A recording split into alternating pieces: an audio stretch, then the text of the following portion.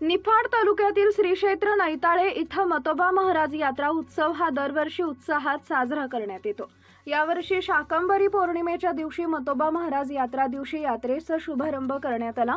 मतोबा महाराज यात्रा उत्सवासाठी नाशिक जिल्ह्यातील भाविक मोठ्या संख्येने यात्रेमध्ये सहभागी होत असतात। मतोबा महाराज देवस्थान हे नवसाला पावणारे देवस्थान असून या ठिकाणी संपूर्ण महाराष्ट्रातून भाविक यात्रेसाठी दाखल होत असतात।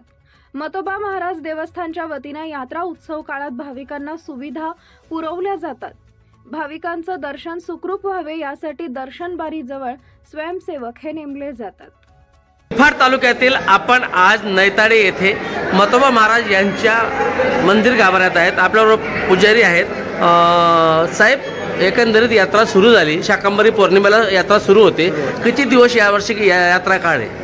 या वर्षीचा यात्रेचा काळ हा 17 दिवसांचा आहे आणि या यात्रेसाठी भरपूर लांब भाविक येत असतात आणि ते शेळी बकरू गाय गोरा आणि ही नवसाला पावणारी देवता आहे, त्याच्यामुळे ते भरपूर संख्येने ते उपस्थित राहतात। बरं, एकंदरीत रात्रंदिवस मंदिर चालू आहे का?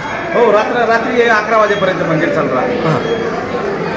इथं नवसाचा कार्यक्रम असतो, तो नवस पूर्तीचं काम नवसाला पावणारे देवता आहे। कोणी ते असे नवस करता समजा मुलगा नाही होत, काही मग ते मुलं होतात, ते नवस करता मांसाहारी नवस राहतात। आपण आज नैताळे ह्या गावी श्री मतोबा महाराज यांच्या यात्रेचा हा ग्राउंड रिपोर्ट आज सर्व जे प्रेक्षक आहेत त्यांना दाखवतो।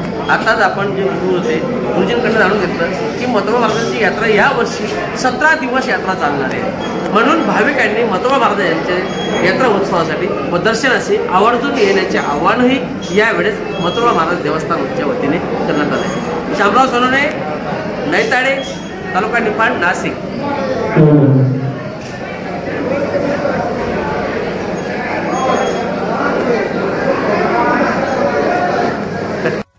काय सांगाल, मतोबा महाराजच्या यात्रेसाठी तुम्ही आलेले आहात, काय सांगाल? आम्ही दरवर्षी मतोबा महाराजच्या यात्रेला येतो, यात्रेचा आनंद लुटत असतो। या ठिकाणची गुढी शेव रेवडी इतर ज्या वस्तू आहे त्या घेण्यासारख्या असतात आणि यातली एक महत्त्वाची गोष्ट म्हणजे अशी की जुन्या पद्धतीचे जे भांडे हे भांडे या यात्रेमध्ये प्रसिद्ध आहे, एवढी यातली जाणकार माहिती आम्हाला आहे। आपण पाहू शकतो की दिंडोरी तालुक्यातील भाविकही यात्रेसाठी दाखल झाले आहेत।